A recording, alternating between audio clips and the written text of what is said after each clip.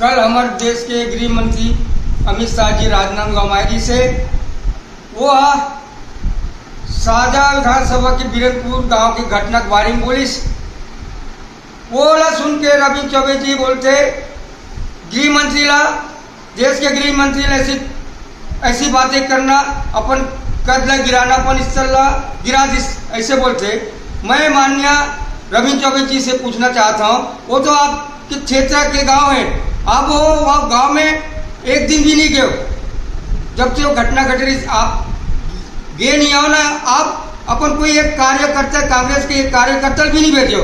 मैं माननीय जी चौबे जी आपसे पूछना चाहता हूँ, मैं आपके पास गए हो कि न्याय दे, तो आप न्याय नहीं दे, ऊपर से मुल्क खरीदे कोशिश करो, नौकरी देबो तो 10 लाख पैसा देबो।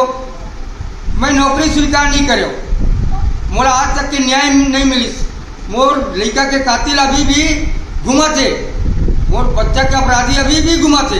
इसलिए भारतीय जनता पार्टी मोला मैदान में उतारी से, मैं मैदान में रण में उतार दिया, चुनावी रण में उतर गया हूँ। अब मैं जनता के पास घर जाके अपनी बच्चे की कातिलों की सजा दिलाने की, न्याय की गुहार लगा हूँ। हर घर जाऊँ, हर क्षेत्र में जाऊँ, मैं जनता के पास अपने न्याय की भीख मांगूँ, अपने न्याय